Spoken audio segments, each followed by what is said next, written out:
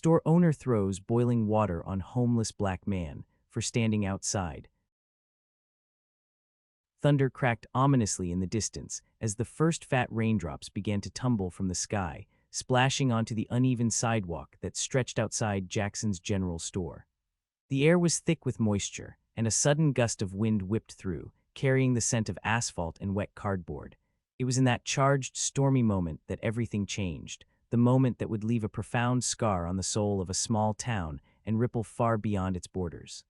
For there, standing in the downpour, was a man people rarely noticed yet always saw, a homeless black man named, head bowed against the cold, trembling but uncomplaining. Next to him, inside the store's doorway, stood the owner, a short, stout figure known around the community as Earl Whitman.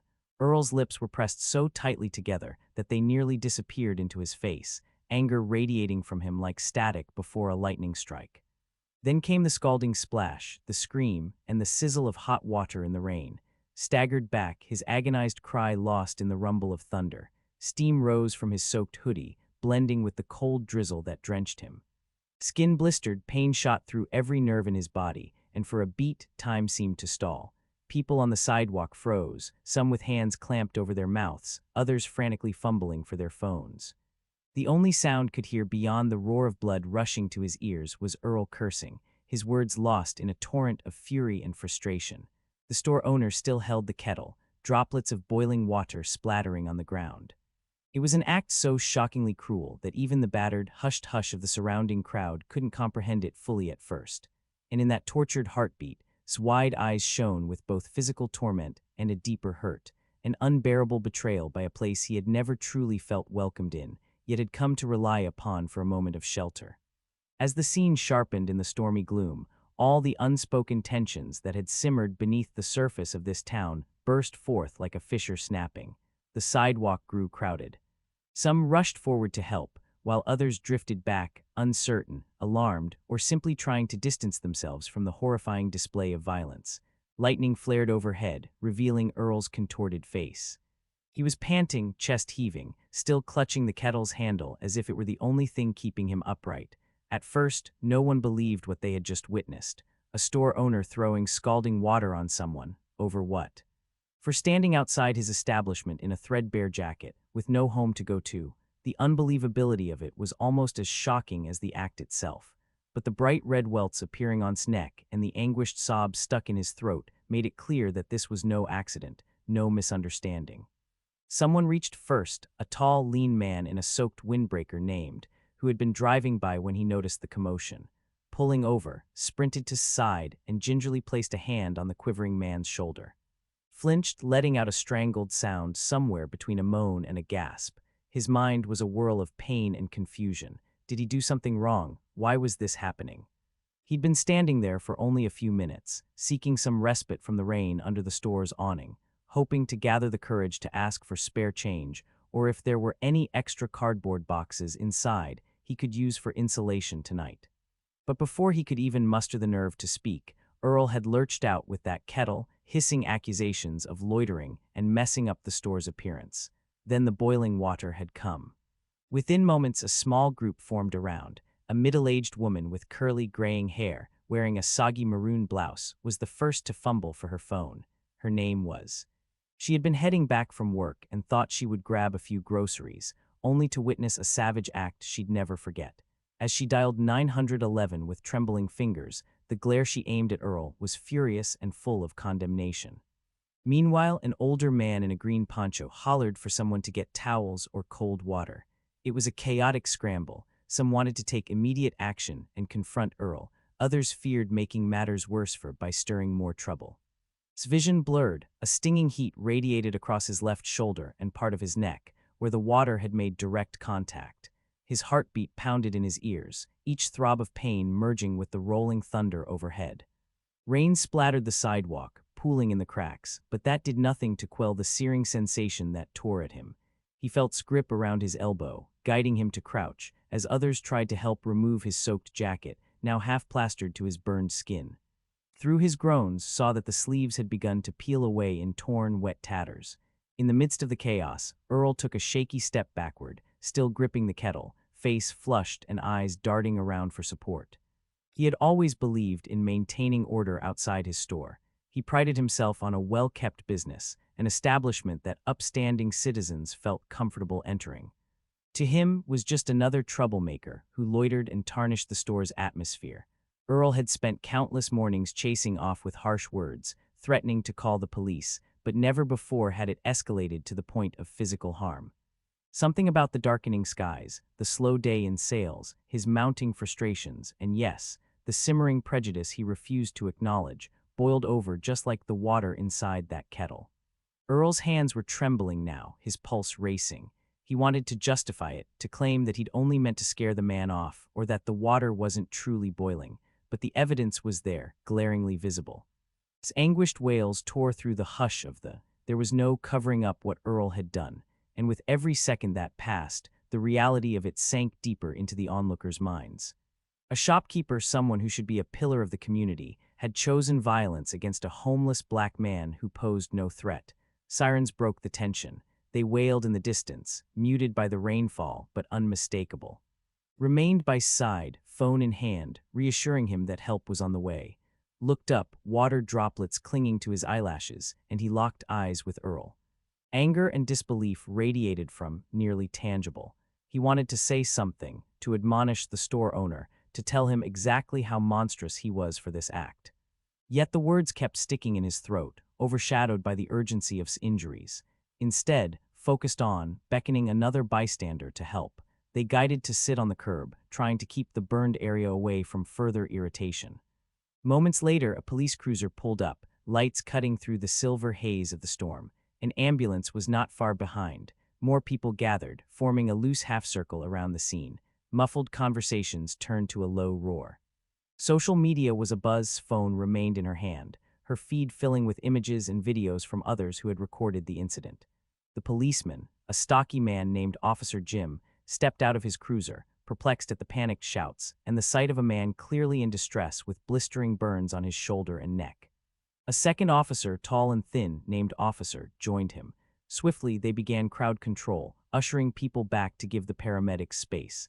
The paramedics rushed in, kneeling beside, carefully assessing the severity of the burns and deciding how best to move him. While tried to get a statement from, approached Earl, who still stood frozen near the doorway, the kettle dangling at his side. Recognized the store owner right away. He'd bought his fishing tackle from this place just a few months back. "Earl," he asked, voice hushed but urgent, "what the hell happened here?" Earl's eyes flickered with conflicting emotions. Fear, anger, justification, and a trace of regret he was desperately trying to repress. His words stumbled out in a slow, defensive mutter. He wouldn't leave. I've told him 100 times. He was standing there and, well, he was messing with my customers, I'm sure of it.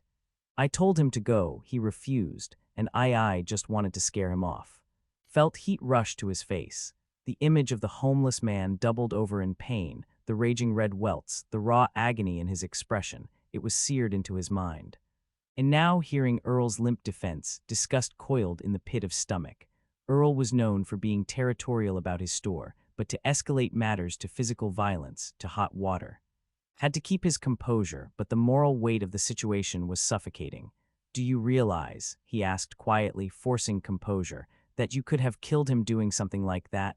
Burns can be lethal. And if you targeted him because," his voice trailed off, but the implication hung in the air, "if you targeted him because he's black." Earl's face twitched defensively. "No, it's not like that. He was gonna cause trouble. I can't just let these vagrants stand in front of my store. I lost my temper." His voice cracked on the last word, but there was no absolution to be found in that watery admission. Studied Earl's clenched jaw, the way the man tried to stand taller to reclaim some authority. The policeman felt a surge of anger at how Earl's shoulders squared, as if he, too, were the victim in all this. Meanwhile, the real victim was being loaded into an ambulance, moaning weakly in the arms of the paramedics. Grit his teeth. He had to do his duty. He instructed Earl to set down the kettle and step away from it. Another officer arrived to take photographs of the scene, the sidewalk glistening with scattered raindrops and swirling steam where the scorching water had met the cold ground. As the paramedics hoisted into the ambulance, hopped up to ride with him, holding his hand in silent solidarity, The crowd parted to let them pass, many onlookers soaked to the bone but unwilling to leave. And others gave quick statements too, describing what they saw. Some had footage on their phones, which they promised to email or text to the police. The tension was unrelenting, and condemnation poured from every corner.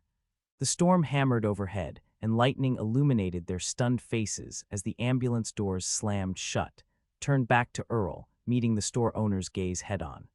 It was the first time he'd ever felt so cold, so certain that an arrest was necessary to deliver even a semblance of justice. He had grown up in this town, had come to know these faces, and now, more than ever, he saw how fragile that veneer of civility could be. "Sir," began, stepping forward and reading Earl his rights. The words came out rote, but the officer's posture was tense, voice weighted with indignation. Earl didn't resist, but his eyes darted around, seeking a lifeline in the crowd, some expression of understanding or pity. Instead, he found only horror and condemnation. The storm raged, the tension roiled, and the once familiar street now felt alien underfoot. As Earl was placed into the squad car, the door slammed shut with a finality that seemed to echo. But outside, the onlookers continued to murmur, shock turning into anger, some confused, some already imagining how local news would spin this story. It was a moment that would linger in the memory of everyone who had been there, a brutal reminder that violence could erupt anywhere, even in a place that prided itself on small-town charm. Was whisked to the local hospital, sirens wailing into the stormy night. By his side, kept urging him to hold on, to stay awake, was delirious from pain, half-conscious. He wondered if this might be the night he finally slipped from the world, if the scalding agony would be too much for his exhausted body to endure. Visions blurred, a memory of his mother teaching him to ride a bike, the flicker of where he often slept, the humiliating stares he endured daily. A sense of worthless guilt overcame him, not because he had actually done anything wrong, but because he'd grown accustomed to believing he was a burden, or invisible, or somehow undeserving of kindness. His hand was the only anchor in that swirling darkness, the only point of warmth and comfort he could cling to as the paramedics urgently worked around him. The hospital emergency room was bustling when they arrived, fluorescent lights glaring against off-white walls. A wave of antiseptic odors, masked faces, and urgent voices enveloped. Nurses hurried over to assess the severity of his injuries. A doctor appeared, calm yet focused, asking a barrage of questions that tried to answer while struggled to form coherent sentences. The painkillers they administered dulled the sharpest edges of his agony, but the memory of scalding water cascading down his body refused to release him. Every time he blinked, he could see the kettle, see Earl's enraged face, and feel the branding heat. They admitted for further treatment, second-degree burns, partial thickness in some areas, though there was concern that some spots might verge on degree. Dozed in and out, the medication lulling him into uneasy dreams. Each time he woke was there, or sometimes, who had come by to check on him, tears lining her eyes as she gently told him that everything would be okay. She had posted the videos on social media, determined to spread awareness and outraged that such a thing could happen here. Her phone wouldn't stop buzzing, notifications rolling in from near and far. Some messages offered support and prayers, others spewed vile comments that made her throat tighten in horror. Still, the predominant wave was condemnation of Earl's act. Meanwhile, at the police station, Earl sat on an unyielding metal chair, arms folded tightly, glaring at the patchy paint on the walls. He had been brought in, fingerprinted, and was now awaiting the next steps. His mind churned with a storm of justifications, regrets, and resentments. How had it escalated to this? He kept replaying the scene, telling himself he only meant to scare off. Yet each replay ended at the same place, screaming, clutching at his shoulder, water steaming in the rain. A rising sense of panic gnawed at Earl's stomach. He was no stranger to conflict, but this was different. This was assault, possibly a hate crime. The words alone made him sweat as he imagined how quickly the situation could spiral out of control. His lawyer, a weary man named Gray, arrived looking grim. "What in God's name were you thinking?" Gray demanded as soon as they were alone. Earl only shook his head. He didn't have a good answer. "Assault with a deadly weapon," Gray continued, listing the possible charges that could arise. "They'll spin it as a racially motivated attack. It's not going to look good, Earl. There are videos, multiple witnesses, and God help you, there's absolutely no defense for a pot of boiling water." Earl pressed the heels of his hands against his eyes, blocking out the fluorescent glare. I didn't think, he stammered. He was always there, and he swallowed the remainder of his words, aware of how feeble they sounded. He could already imagine the headlines, the news crews that might swarm his shop. Earl had never been the type to shy away from using harsh language about the homeless or about people he considered outsiders. But the truth, plain as day, was that he had taken the law into his own hands, unjustly, cruelly, and no one was going to let that slide. Across town, rumors circulated faster than the receding storm. People whispered at diner counters, posted outraged statuses, and debated over cups of coffee. Some tried to rationalize Earl's action, pointing to the store's repeated issues with homelessness around the neighborhood. Others fervently condemned him, shaking their heads at the cruelty and bigotry that had always simmered beneath the surface, now fully unleashed. The local news stations queued up outside the police station, eager for a glimpse of Earl or a statement from the authorities. Social justice organizations began organizing protests, and phone calls bombarded the station demanding that Earl be charged with a hate crime. A swirl of tension settled over the whole area, and even the once quiet corners of the community buzzed with uneasy energy. When woke the next afternoon, blinking against the bright sun filtering through the hospital blinds, he felt as though he were in another life. The memory of the scalding water was immediate. The pain in his neck and shoulder throbbed insistently, wrapped in bandages that limited his movement. Was asleep on a chair by his bed, arms folded, chin on his chest. A tray of untouched hospital food lay across from him, and a TV overhead replayed footage of the store incident. Swallowed, feeling a knot tighten in his chest as the images flashed on screen. He heard the anchor's solemn words. The store owner was arrested following the brutal act of pouring boiling water on an unarmed, homeless black man, identified as.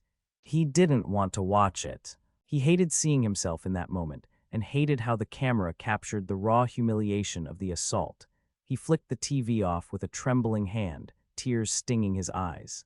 For years, he had lived on the fringes, unseen or scorned, but never had he felt such a devastating sense of being targeted, his body used as a canvas for someone else's anger. Now, for better or worse, the world seemed to see him. The pity in his gaze when he woke, the swirl of reporters outside the hospital's entrance, and the outpouring of support on social media, these were all new experiences for. That afternoon, a gentle knock on the door heralded a surprise visitor, Dr. Moore, a local activist and counselor who ran a small outreach for the homeless. She stepped in cautiously, offering a warm smile. Her eyes flicked to the bandages, and her mouth tightened with sympathetic concern.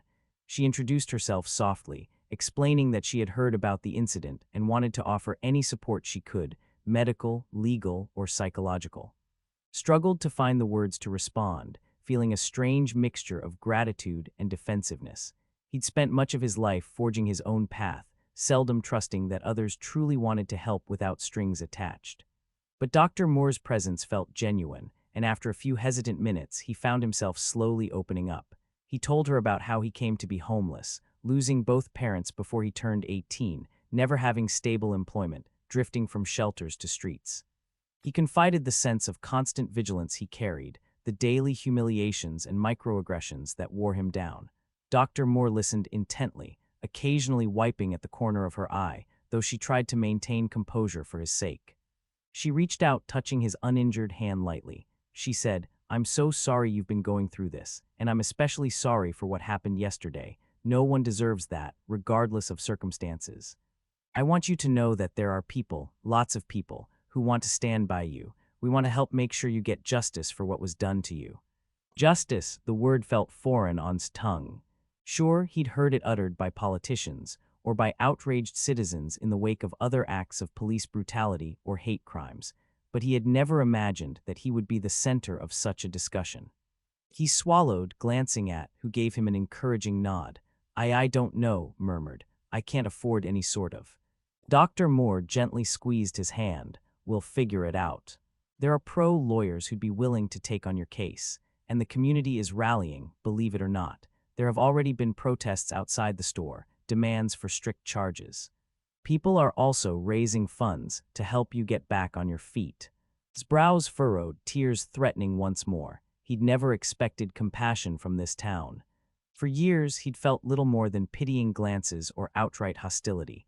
The idea that a wave of support was forming both comforted and frightened him. On one hand, it felt like validation of his suffering. On the other, it was terrifying to be in the spotlight, his life and struggles suddenly on display for all to judge or comment on. Meanwhile, the storm outside had passed, leaving the streets glistening under a pale sun.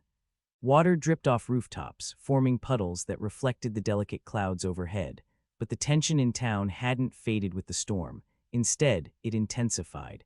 A demonstration formed in front of Jackson's General Store, where cardboard signs bobbed among the crowd. Justice for Stop the Hate, Homeless Lives Matter. People chanted slogans, their voices echoing off the brick walls of neighboring businesses. The store itself remained shuttered under police order while the investigation continued. Officers stood by, ensuring the demonstration didn't escalate. Some citizens who walked by shot angry glares at the shuttered storefront. Others simply wore solemn expressions, as though mourning the loss of faith in a place they'd visited for years. Inside his cell, Earl felt the pressure building with every passing moment. He listened to the distant hum of the protest outside, the muffled chants that penetrated even through the station's thick walls. After posting bail, he had no choice but to stay away from his store. Fear and anger warred within him. On the one hand, he wanted to lash out, claiming this was blown out of proportion, that people didn't understand how hard it was to run a small business under the constant presence of those who, in his mind, deterred paying customers.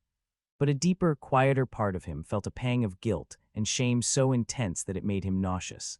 That part whispered that he had done a horrendous thing. He had allowed the worst of his prejudice, frustration, and fear to culminate in an act of unforgivable violence. But that voice was drowned out by the larger wave of denial and self-justification. So when asked by a local reporter if he regretted his actions, he responded bitterly, "I regret that he was there in the first place. If the city did something about these vagrants, this wouldn't have happened." The reporter's expression hardened, and the clip of Earl's statement spread like wildfire, fueling even more outrage. It confirmed people's suspicions. That prejudice had played a major role in the assault. That Earl viewed homeless individuals, especially those who were black, as beneath him. The calls for a hate crime designation intensified. Civil rights activists arrived from nearby cities to add their voices to the chorus. The local district attorney's office was bombarded with demands for the harshest possible charges. Days passed. Remained in the hospital, receiving treatment for his burns. The bandages were changed regularly, and while doctors were optimistic he would heal with minimal permanent damage, they cautioned him that the scars might remain. The physical scars would only be part of the burden. Psychologically, he faced a long road. Outside his hospital window, a swirl of visitors and well-wishers would come by. Someone organized a donation drive that yielded clothes, food, and even some offers of housing. Was overwhelmed by the sudden attention but also touched. Stayed as a near-constant presence, forging a new friendship with that neither had expected. One afternoon, as was dozing after a round of pain medication, flipped through the local paper. He looked up when Dr. Moore arrived, accompanied by a lawyer with an air of quiet determination. Roused gently, letting him know they had visitors. The lawyer, a slender man of about 50 with salt and pepper hair, introduced himself as James. In a measured voice, he explained that he had been retained by the newly formed coalition to represent Pro. It was a major relief, had no means to afford legal counsel, let alone face the complexities of a high-profile case. Said softly, pulling up a chair, "I want to make sure you understand we're here to help. The state is definitely pursuing assault charges, and we believe there's a solid case to be made for a hate crime enhancement. But that'll require your statement, your willingness to testify. I understand this could be a lot to handle, but it's essential if we're going to get justice." Avoided his gaze, staring at his hands wrapped in gauze for scalded fingers. His mind drifted back to nights spent sleeping in doorways, the rattle of train tracks under his feet, every slur or dismissive glance he'd endured. Now, with the entire town rallying or at least paying attention, he felt a sense of terror creeping up. His life was under scrutiny, and so was Earl's. Did he want to put himself through a lengthy court process, reliving the trauma? Did he want to see the man who had hurt him, day in and day out, across a courtroom? But then he remembered the scorching water, the pain that felt as though his flesh was melting off. He remembered all the times Earl had spat at him to get lost, the withering sneer on his face. He recalled being told again and again by store owners, by the system itself, that he was nothing, no one, worthless. Something snapped into focus. He slowly looked up, locking eyes with. "I'll do it," he said, voice quavering but resolute. "I won't let him get away with it." Nodded, relief visible on his face. Dr. Moore placed a gentle hand on his shoulder, careful not to touch the burn. "We'll support you every step of the way," she promised. Leaned forward, adding quietly, "And I'll be by your side too, man, whatever you need." Exhaled the weight of that decision, both crushing and freeing. In the days that followed, he gave his statement to the police, describing the incident in painstaking detail, from Earl's first angry words to the moment the scorching water hit his skin. The DA's office, bolstered by witness accounts and videos, built a robust case. Earl was formally charged with felony assault. The question of a hate crime enhancement loomed, and the community awaited the decision of the DA with bated breath. Earl, meanwhile, found himself in a maelstrom of negative press. His lawyer tried to craft a narrative that Earl had felt threatened, that he'd acted in self-defense. Yet with the overwhelming evidence, witness accounts, footage, the stark injuries, this angle fell apart almost instantly. The store remained closed, boarded up after the glass door was smashed by a furious protester. On one of the many nights, a small vigil was held outside. Graffiti in bright red letters spelled "You're a monster" on the storefront. It was a jarring sight for a man who had prided himself on pristine appearances. The once beloved Jackson's General Store was tarnished in the eyes of many. A single act of hate had undone decades of business. As the first hearing approached, tension in town surged again. Was released from the hospital but still required regular outpatient visits for wound care. Dr. Moore found him a temporary place to stay, a modest room in a small housing facility. It wasn't luxurious, but it was more than he'd had in years, and it offered him a sanctuary to recuperate. The first time sat on the narrow bed, he almost cried from sheer relief. A roof overhead, a lock on the door, and a sense of privacy, things most people took for granted, felt monumental to him.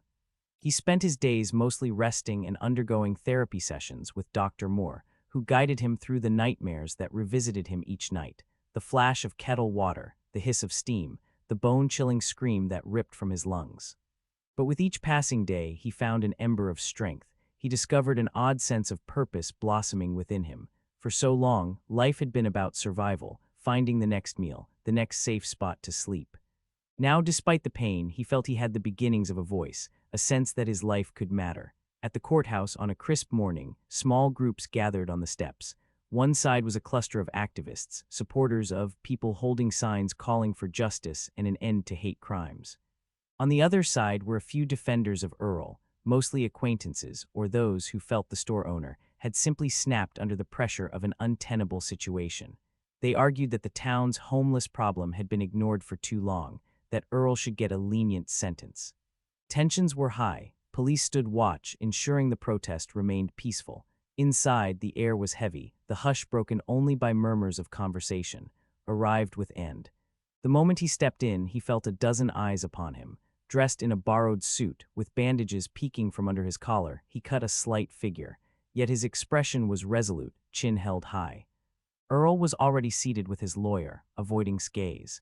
The hearing was brief, mainly procedural. But in that short span, the DA laid out the severity of the assault, citing the videos and the injuries. Earl's lawyer attempted a half-hearted claim that it wasn't as serious as reported, that Earl felt threatened, that the water wasn't truly boiling.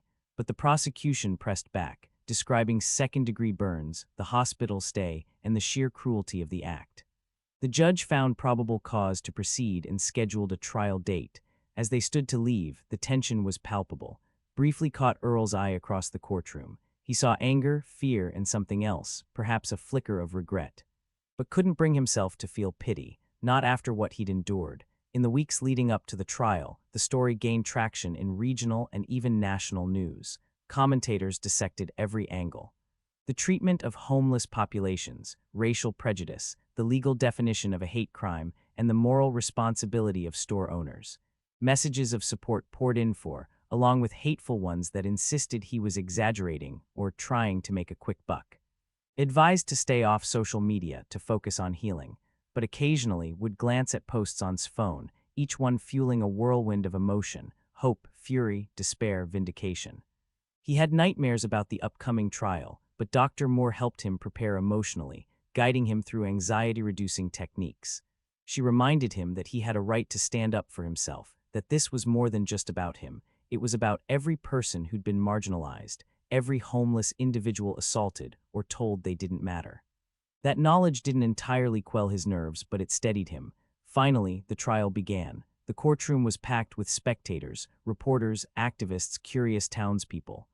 The judge reminded everyone to maintain order or face removal. The prosecution presented an unflinching account of the incident. Bystanders took the stand, each describing, sometimes through tears, how he'd been doing nothing more than standing outside in the rain when Earl came at him with the kettle. The video evidence was shown, grainy footage capturing the exact moment water cascaded over his shoulder, the hiss of steam, and his agonized cry. Turned away, unable to watch the replay of his trauma. But the effect on the jury was undeniable. Gasps echoed in the silent air. When took the stand, a hush fell. He spoke softly, describing his background, how he ended up homeless, and the day-to-day struggles he faced.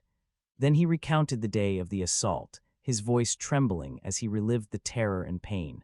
He fought to keep control of his emotions, wanting the jury to feel the impact of what happened without overshadowing facts with pure heartbreak. Still, tears glistened at the corners of his eyes, and at one point, the judge allowed him a brief moment to compose himself. Next, Earl's defense attempted to sow doubt about the water's temperature, claiming that the kettle had been unplugged for a while. They tried to portray as a menacing presence who had threatened store employees, but their arguments wavered in the face of consistent witness testimony and the images of Spurns.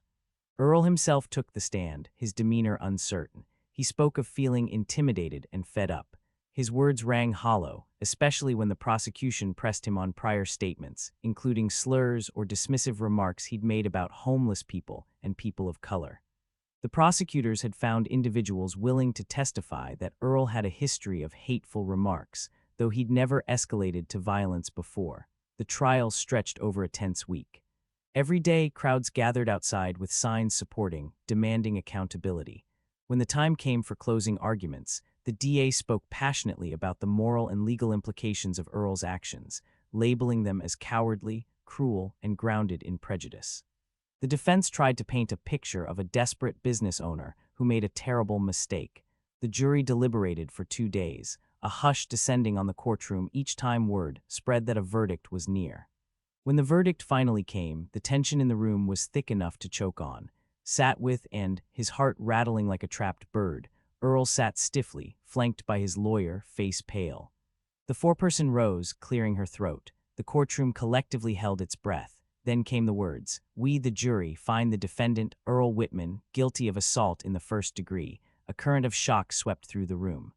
As for the hate crime enhancement, the jury also found enough evidence, particularly given Earl's repeated prejudicial remarks and the nature of the attack, to convict him under the statute. A flurry of emotions swept over. Relief, vindication, and an overwhelming sadness for the entire situation. People in the gallery let out soft cheers, tears, and exhausted sighs of relief. Earl's face drained of color, his lawyer placing a hand on his arm as if to steady him. The judge thanked the jury and set a sentencing date. Earl was taken into custody immediately, leaving the courtroom in handcuffs while the press clamored for a statement. Outside, the demonstrations turned into a vigil, a gathering of supporters for. He stepped out of the courthouse feeling sunlight on his face, a swirl of reporters aiming microphones at him. Gently guided him past the throng, but paused, glancing out at the sea of faces. Many were strangers, some had been there the day of the incident, some recognized him from shelters or from around town. In their expressions, he saw empathy, respect, and perhaps a bit of awe that he had fought and won. He mustered a shaky breath, addressing the crowd in a voice that trembled but refused to break. I just want to say thank you to everyone who stood by me, who believed that what happened wasn't right, wasn't fair, and who refused to let it be forgotten. I'm grateful, and I hope that this can lead to change.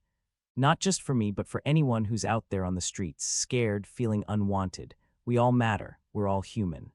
The crowd erupted in applause, cameras flashing, tears glistening on more than a few cheeks. Doctor.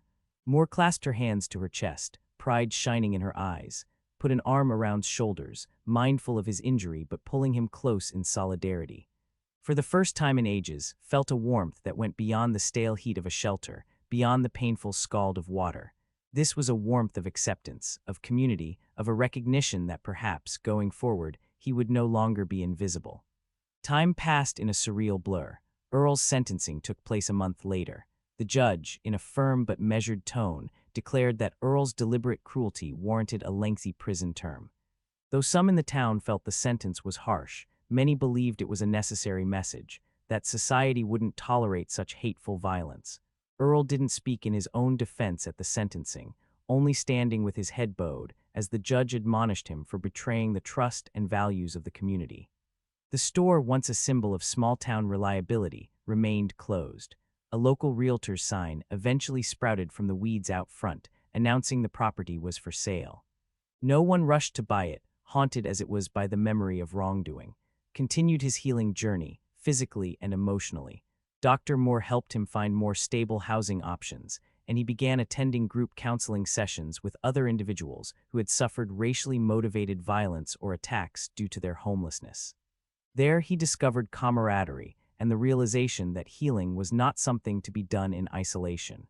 He built relationships with advocates and volunteers, eventually volunteering himself at a soup kitchen once his burns were sufficiently healed. He found meaning in offering a kind word, a respectful conversation, and an understanding nod to those who arrived feeling just as invisible as he once had. Local organizations championed his case as a watershed moment, an example that the system could work, even if it sometimes needed a push from public outrage. Donations that had poured in were used to create a modest trust, managed by Dr. Moore's nonprofit, ensuring had an opportunity to rebuild his life. He used some of it to enroll in a community college course, determined to eventually find stable employment. During the day, he could walk the streets without shame, no longer feeling forced to huddle in dark corners. People recognized him, not as an outcast, but as someone who had survived something unspeakable and came out stronger. He still had nightmares, though. In them, the store owner's furious face and the kettle's hiss were ever present. He'd wake in a cold sweat, chest heaving, fear gripping him until he reminded himself, that part is over. Justice had in some form been served. He'd recall the solidarity of the community, the righteous anger of strangers turned allies, and the gentle arms of, who became a dear friend and confidant. Those memories served as a balm, reminding him that while the past could not be erased, the future was still something he could shape.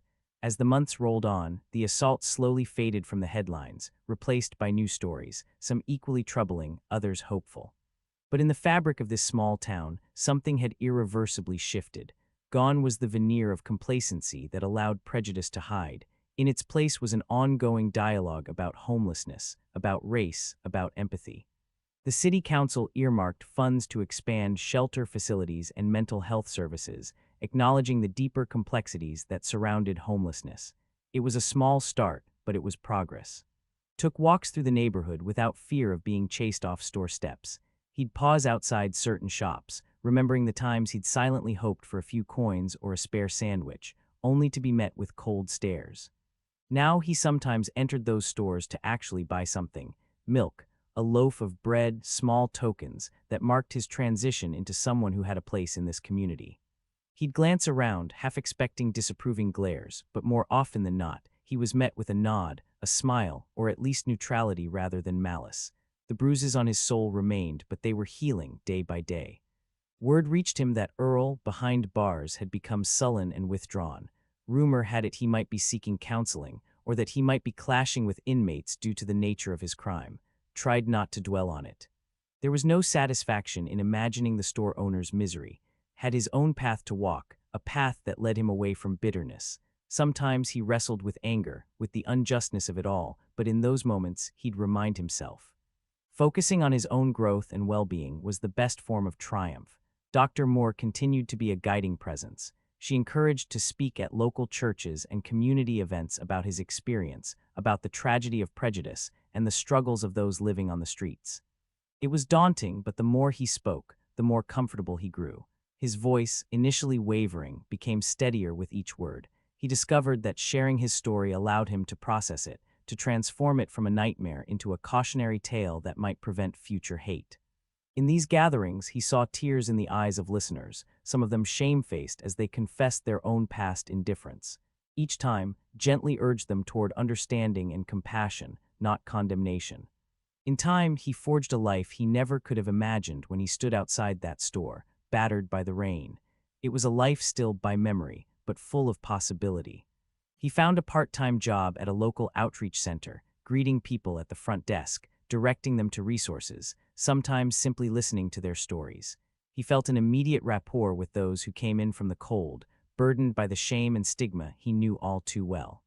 And for them, having someone who had walked in their shoes made a world of difference. One cold evening, almost a year after the incident, found himself walking by the old Jackson's General Store building. It stood empty, a FOR sale sign dangling lamely in the wind, the faint glow of a cast long shadows across broken glass and boarded-up windows. Paused, hugging himself against the chill.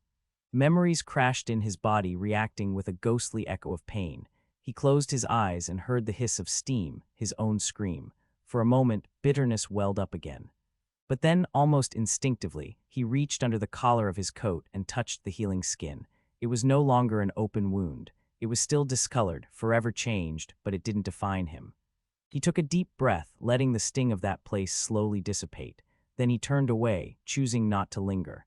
As he walked down the silent street, the wind whispered through the deserted avenues, carrying with it the faintest sense of promise.